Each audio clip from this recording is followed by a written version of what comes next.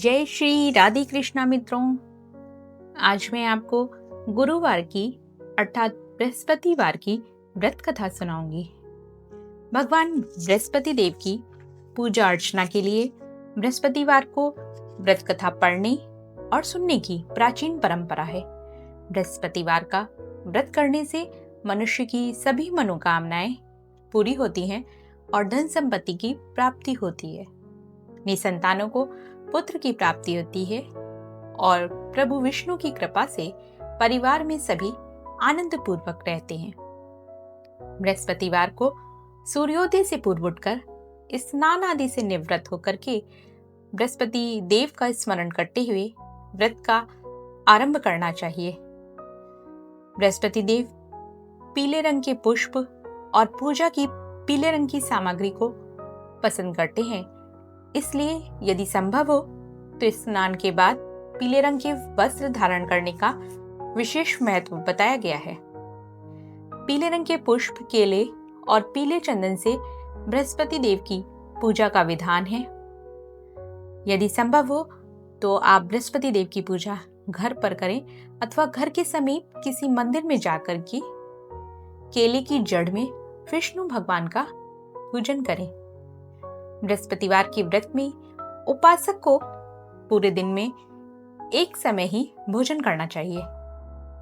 भोजन में चने की दाल, बेसन और दूसरे पीले रंग के खाद्य पदार्थों का ही सेवन करना चाहिए। इस दिन घर के पुरुषों को दाढ़ी व सिर के बाल नहीं कटाने चाहिए। पूजा के समय बृहस्पति देव से जो मनोकामना प्रकट की जाती है वे उसे अवश्य पूरी करते हैं।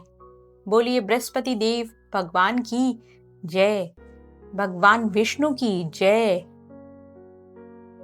प्राचीन समय में आर्यव्रत में दिग्विजय नाम का एक राजा था। वह अपनी प्रजा के सुख दुख का बहुत ध्यान रखता था। राजा प्रतिदिन बृहस्पति देव की पूजा करने के लिए मंदिर में जाता था। प्रत्येक बृहस्पतिवार को राजा बृहस्पति देव का व्रत रखता था।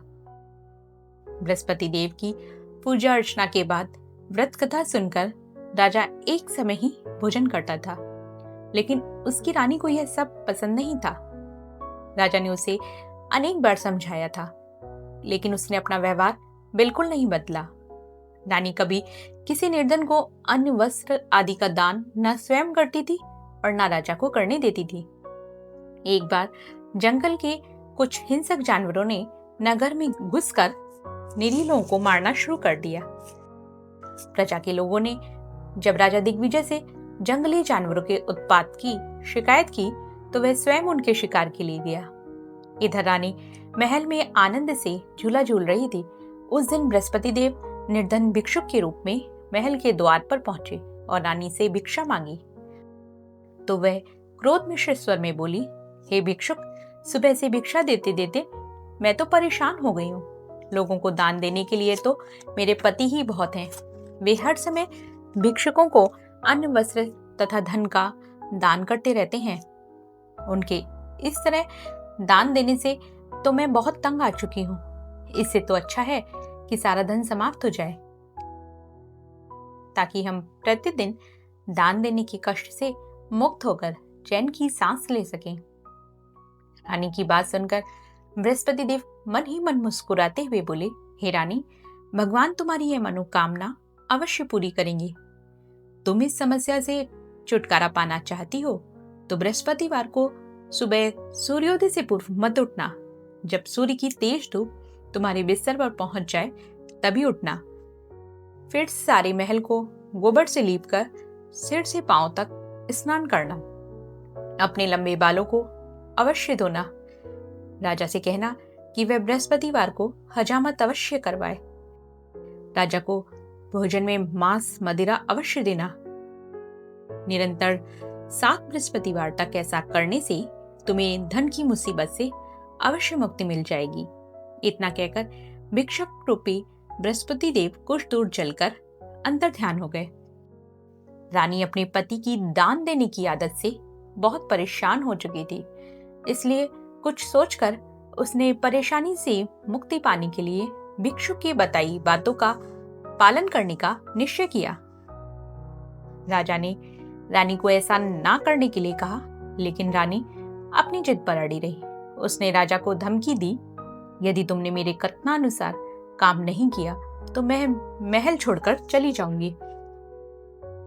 विवश राजा को रानी की बात स्वीकार करनी ही पड़ी। 3 बृहस्पतिवार तक रानी ने सब कुछ भिक्षुक के बताए अनुसार ही किया, लेकिन चौथे बृहस्पतिवार को उसे कुछ भी करने की जरूरत ही नहीं पड़ी, क्योंकि तीसरे बृहस्पतिवार को ही सारा धन समाप्त हो गया। राजा का अन्न भंडार खाली हो गया। दूसरों को अन्न वस्त्र दान करने वाला राजा अन्न के अभाव में भूखा मरने लगा। उस समय राजा ने अपनी रानी से कहा, रानी, अब मैं इस नगर में नहीं रह सकता।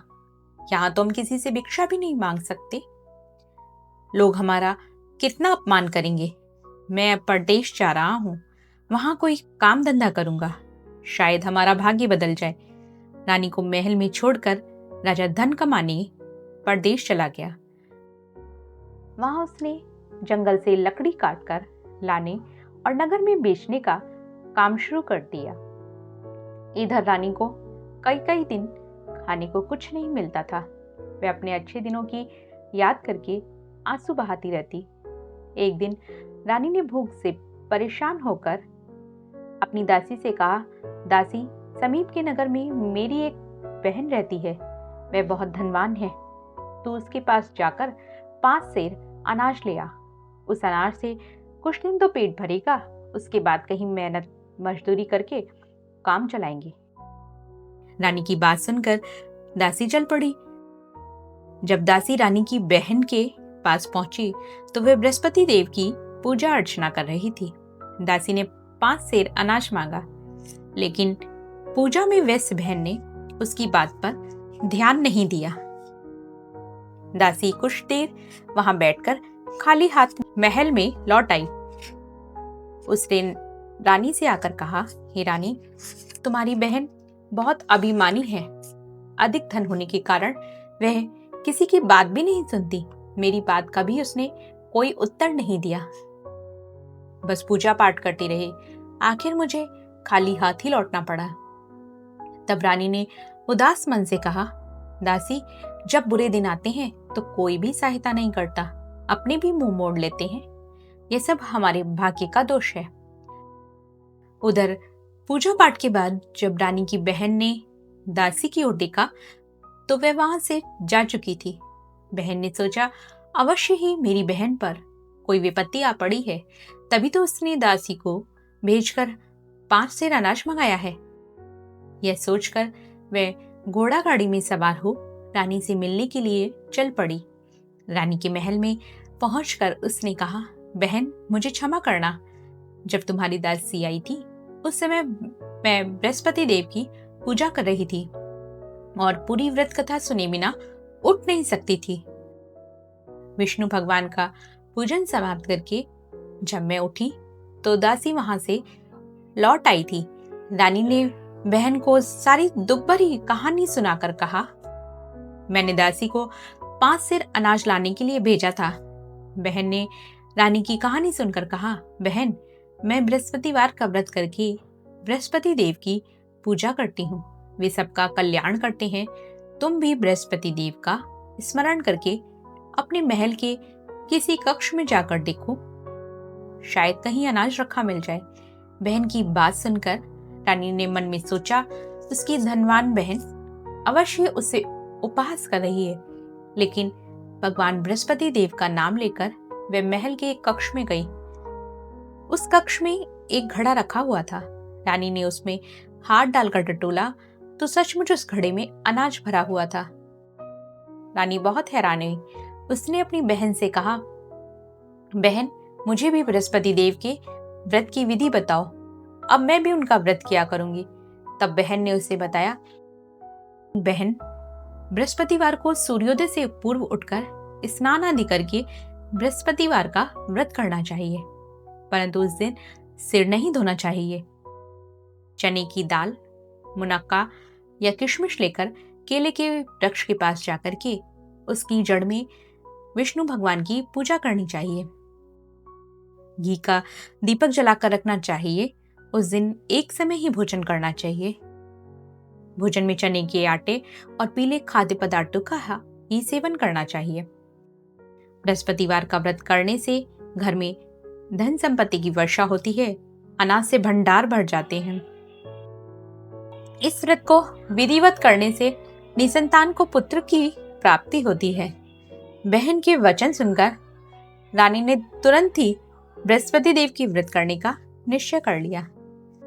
7वें दिन जब बृहस्पतिवार आया तो रानी ने बृहस्पतिवार का व्रत किया। कहीं से मांगकर उसने चने और गुड़ का प्रबंध किया। चने की दाल से केले की जड़ में विष्णु भगवान का पूजन किया और घी का दीपक जलाकर के बृहस्पति देव की पूजा की। रानी भगवान विष्णु के भोग के लिए पीले अन्न का कहीं से प्रबंध नहीं कर सकी, अतः वह मन ही मन परेशान होने लगी। परंतु बृहस्पति देव रानी के विधिवत व्रत करने के निर्णय से बहुत प्रसन्न हुए, अतः वह अपना रूप परिवर्तित करके 2 थालियों में पीला भोजन लेकर रानी के घर पहुंचकर बोले, हे दासी, मैं तुम्हारी रानी के लिए व्रत का पीला भोजन लाया हूँ। भोजन देकर वे चले गए। दासी ने रानी से बृहस्पति देव को भोग लगाकर उसे भोजन करने के लिए कहा। रानी को इस बारे में कुछ भी पता नहीं था।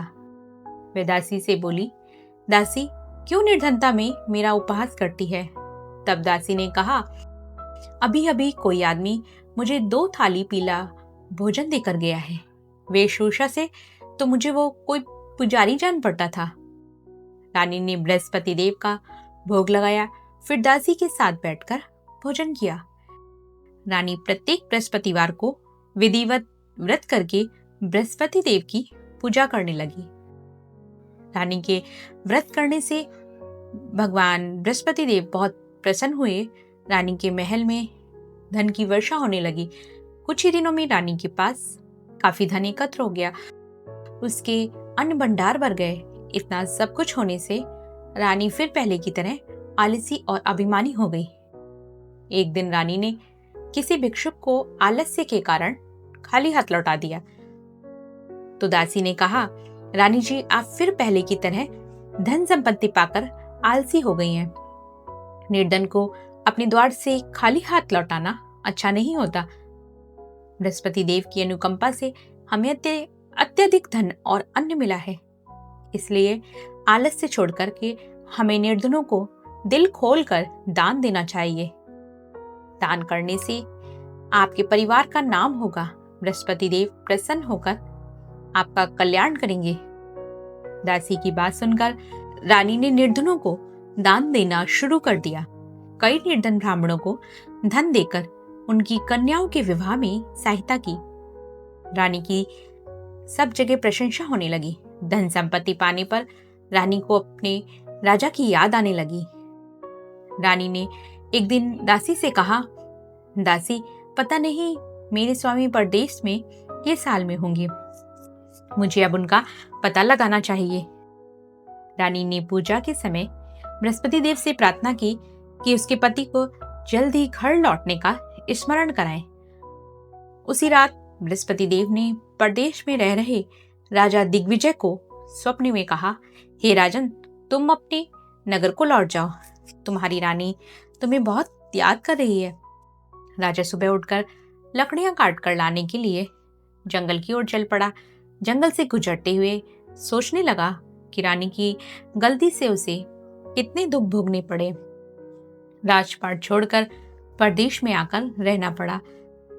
जंगल से लकड़ी काटकर नगर में बेचकर गुजारा करना पड़ा। उसी समय बृहस्पति देव एक सन्यासी के रूप में राजा के पास पहुंचे। सन्यासी ने राजा से पूछा, हे लकड़हारे, तुम किस चिंता में पड़े हो? राजा ने दुखी मन से सारी व्यथा कथा उस सन्यासी को सुना दी। उसकी व्यथा कथा सुनकर सन्यासी ने कहा, हे लकड़हारे, तुम्हारी पत्नी ने भिक्षुक को धन नहीं देने के लिए आलस्य किया था। इससे बृहस्पति देव क्रोधित हो गए। उनके क्रोधित होने से ही तुम्हारी ऐसी हालत हुई है। लेकिन अब चिंता मत करो, तुम घर लौटकर विधिवत बृहस्पति देव का व्रत करना आरंभ कर दो। बृहस्पतिवार को बृहस्पति देव का व्रत करके चने की दाल और गुड़ को जल से भरे बर्तन में डालकर केले के वृक्ष की पूजा करो। उसके बाद व्रत कथा सुनो। स्वयं भी व्रत कथा कह सकते हो। राजा ने सन्यासी से कहा, हे सन्यासी, मैं बृहस्पति देव की पूजा तो करना चाहता हूँ, लेकिन लकड़ियां काटकर बेचने से बस अपना पेट ही भर पाता हूँ। भगवान की पूजा के लिए धन कहाँ से लाऊं? राजा की बात सुनकर सन्यासी ने कहा, बृहस्पति देव का स्मरण करके तुम जंगल में जाकर लकड़ियां काटना, फिर उन्हें नगर में ले जाकर बेचना। तुम्हें इतना धन मिल जाएगा कि तुम अपने भोजन के साथ गुड़ और चने भी खरीद सकोगे। यह कहकर सन्यासी ने बृहस्पति देव की कथा लकड़हारे को सुनाई।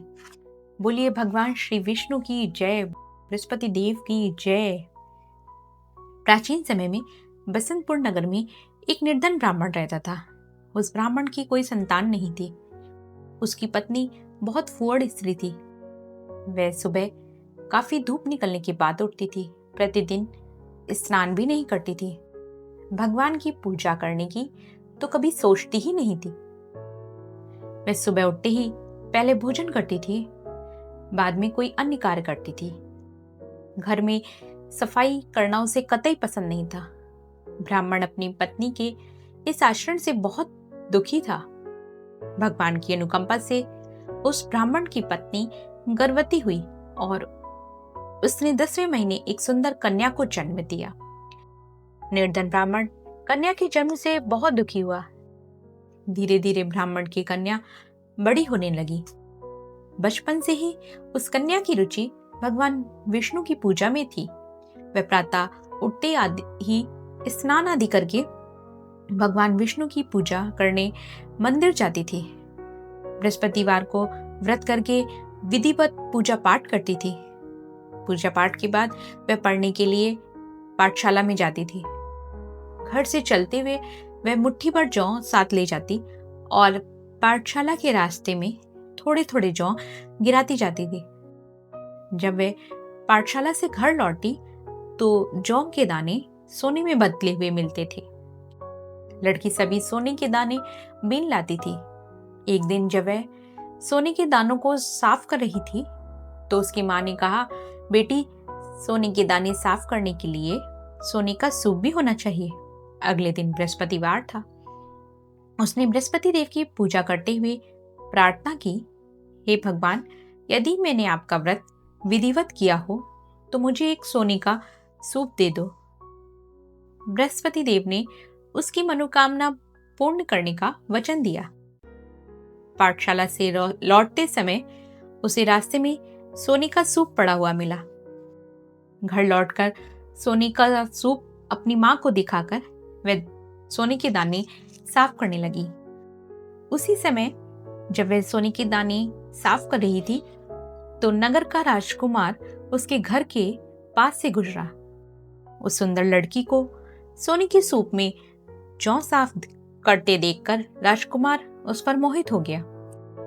महल में लौटकर राजकुमार ने राजा से उस लड़की से विवाह करने की इच्छा व्यक्त की। राजा ने ब्राह्मण को महल में बुलाकर राजकुमार से उसकी लड़की के विवाह की बात कही। ब्राह्मण तैयार हो गया। दुल्हन बनकर ब्राह्मण की लड़की महल में चली गई। लड़की के चले जाने से ब्राह्मण फिर निर्धन हो गया। उसे कई कई दिन भोजन भी नहीं मिलता था। बहुत दुखी होकर ब्राह्मण एक दिन अपनी लड़की के पास गया। अपने पिता से निर्धनता का समाचार सुनकर उसने बहुत सा धन देकर पिता को विदा किया। उस धन से ब्राह्मण के कुछ दिन तो आराम से कट गए, लेकिन जल्द ही फिर भूखों मरने की हालत हो गई। ब्राह्मण अपनी लड़की से धन लेने के लिए फिर महल में पहुंचा। लड़की ने पिता की बुरी हालत देखकर कहा, पिताजी, आखिर आप कब तक मुझसे धन लेकर जीवन यापन करेंगे? आप कोई ऐसा उपाय क्यों नहीं करते जिससे आपका यह घर धन संपत्ति से भर जाए?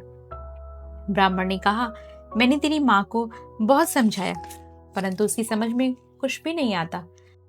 तब कुछ सोचकर लड़की ने अपने पिता से कहा, पिताजी, आप कुछ दिनों के लिए माँ को मेरे पास छोड़ जाओ। ब्राह्मण अपनी पत्नी को लड़की के पास महल में छोड़ आया। लड़की ने अपनी माँ से कहा, माँ तुम प्रातः काल उठकर स्नान आदि करके बृहस्पति देव की पूजा अवश्य करना है। पूजा करने से तुम्हारी दरिद्रता अवश्य दूर हो जाएगी। लेकिन उसकी माँ ने उसकी कोई बात नहीं मानी। तब क्रोधित होकर लड़की ने अपनी माँ को एक कक्ष में बंद कर दिया। सूर्योदय के समय माँ को उठाकर जबरदस्ती उसे स्नान कराया, फिर मंदिर ले जाकर बृहस्पति देव की पूजा कराई। कुछ दिनों तक ऐसा करने से माँ की बुद्धि में परिवर्तन हुआ और वह बृहस्पतिवार का व्रत रखने लगी। उसके व्रत रखने से ब्राह्मण के घर में भगवान विष्णु की अनुकंपा से धन की वर्षा होने लगी। दोनों पति पत्नी धन संपत्ति पाकर आनंद पूर्वक जीवन यापन करते हुए विष्णु धाम को चले गए। बोलिए विष्णु भगवान की जय। उधर लकड़हारा बने राजा ने सन्यासी से बृहस्पति देव की यह कथा सुन करके बृहस्पतिवार का व्रत करके भगवान विष्णु की पूजा की। उस दिन से उसके सभी कलेश दूर हो गए। लेकिन अगले बृहस्पतिवार को कामकाज में अधिक व्यस्त रहने के कारण उसने बृहस्पति देव का व्रत नहीं किया। बृहस्पति देव लकड़हारे पर क्रोधित हुए और उसे भूल की सजा दी। उस दिन नगर के राजा ने नगर में घोषणा करके सबको सूचित किया कि प्रत्येक नागरिक मेरे महल में भोजन करने आए। जो नहीं आएगा उसे अपराधी मानकर भारी दंड दिया जाएगा। लकड़हारा बनी राजा ने उस नगर के राजा की घोषणा तो सुनी, लेकिन जंगल से लकड़ी काट कर लाने और बेचने में देर हो जाने के कारण वे समय पर महल में भोजन करने नहीं जा सका। अतः राजा के सैनिक लकड़हारे को पकड़कर महल में ले गए। राजा ने उसे महल के एक कक्ष में बिठाकर भोजन कराया। उस कक्ष में खूंटी पर रानी का एक सोने का हार लटका हुआ था। लकड़हारा अकेला उस कक्ष में भोजन कर रहा था। तभी उसने एक आश्चर्यजनक घटना घटते देखी। देखते ही देखते वह खूंटी हार को निकल गई। थोड़ी देर के बाद जब नगर के राजा ने हार को गायब देखा तो लकड़हारे को कारावास में डलवा दिया। लकड़हारा अपने भाग्य को कोसने लगा। तभी उसे जंगल में मिले सन्यासी का स्मरण हो आया। थोड़ी देर में बृहस्पति देव सन्यासी के रूप में उसके सामने प्रकट होकर बोले, हे लकड़हारे, तूने बृहस्पति देव की पूजा नहीं की, इसी कारण तुझे कष्ट हुआ है। लेकिन अब चिंता मत करो, बृहस्पतिवार के दिन कारागार के दरवाजे पर तुम्हें पैसे पड़े हुए मिलेंगे। उन पैसों से बृहस्पति देव का व्रत करके उनकी पूजा करोगे तो तुम्हारे सब दुख नष्ट हो जाएंगे। बृहस्पतिवार के दिन दरवाजे पर मड़े मिले पैसों से उसने चने और गुड़ मंगा करके बृहस्पतिवार की कथा सुनाई। तो बृहस्पति देव ने प्रसन्न होकर उस नगर के राजा को स्वप्न में लकड़हारे को कारागार से मुक्त करने को कहा। सुबह राजा ने जब अपने कक्ष में जाकर देखा तो वहां खूंटी पर रानी का हार मिल गया। राजा ने लकड़हारे को मुक्त कर दिया और धन और आभूषण देकर विदा किया। लकड़हारा बना राजा उस नगर से चलकर अपने नगर में पहुंचा तो वहां बहुत से कुएं, धर्मशाला, बाग बगीचे देखकर बहुत प्रसन्न हुआ। राजा ने सबसे पूछा, ये कुएं, धर्मशाला किसने बनवाई है? सबने उसे बताया कि ये सब रानी और उसकी दासी ने बनवाए हैं। राजा महल में पहुंचा तो रानी ने उसका भव्य स्वागत किया।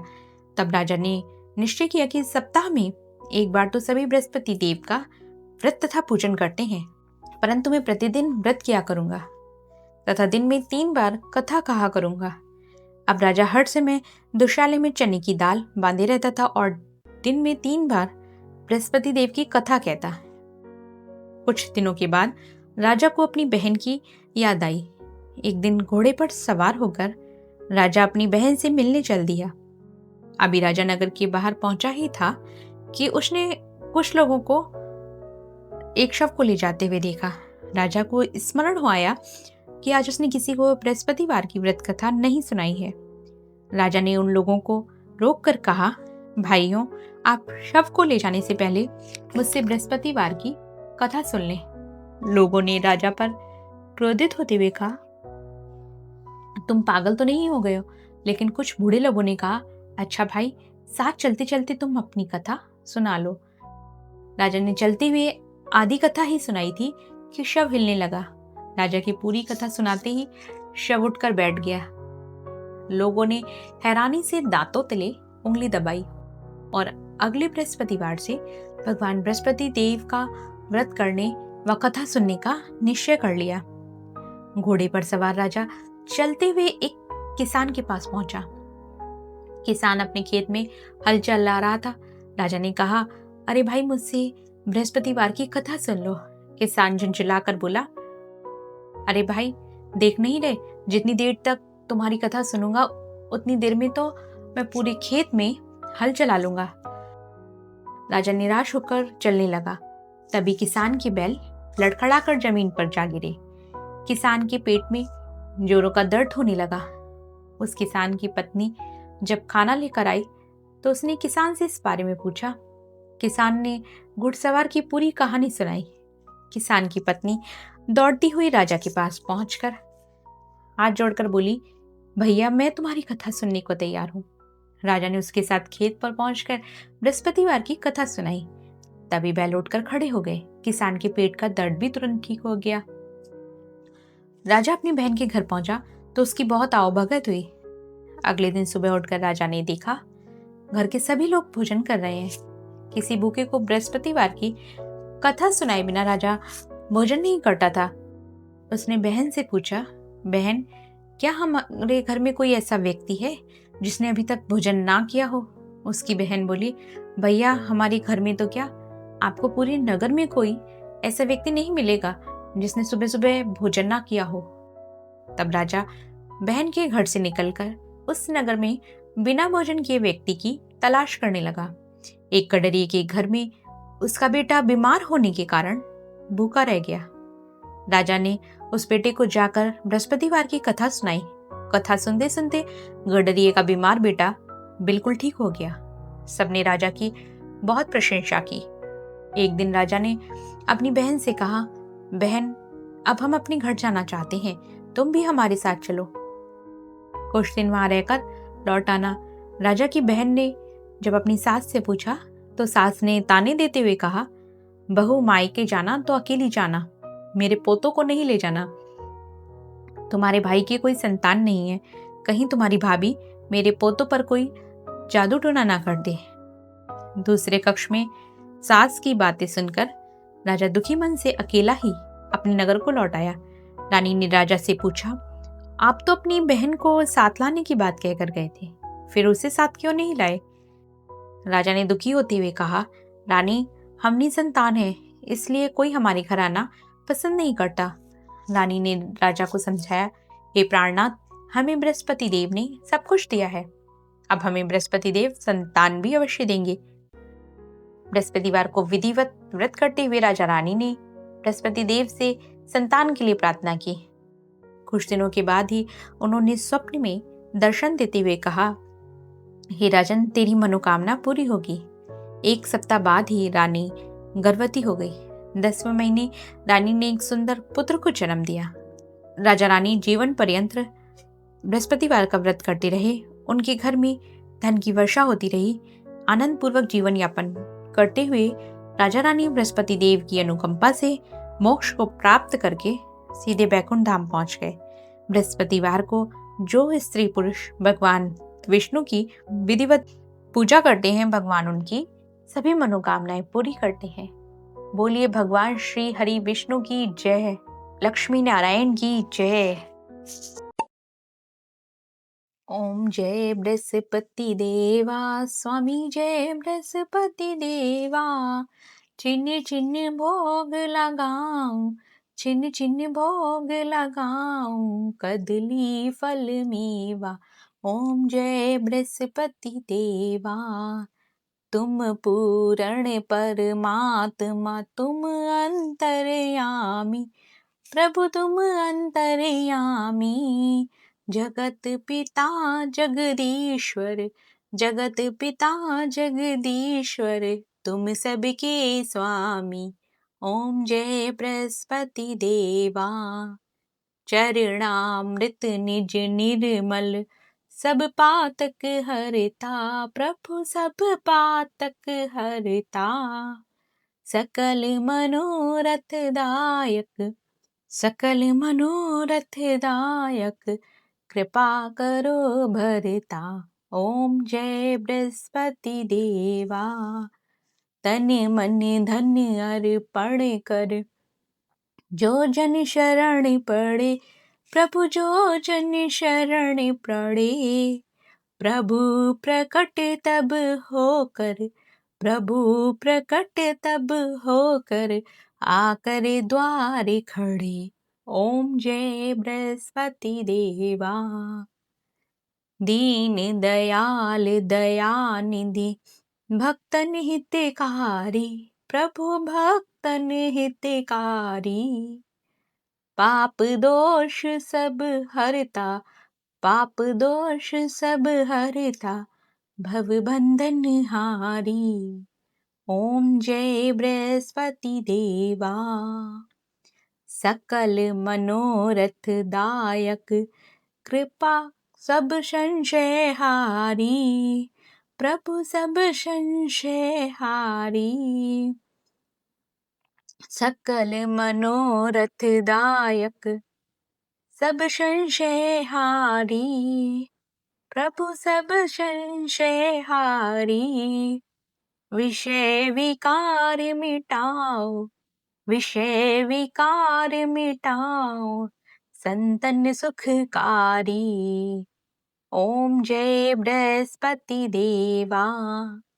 जो कोई आरती तेरी प्रेम सहित गावे।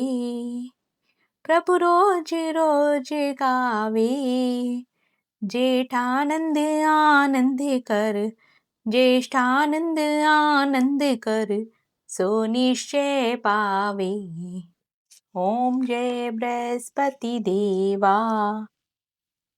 बोलिए भगवान श्री हरि विष्णु की जय। लक्ष्मी नारायण की जय।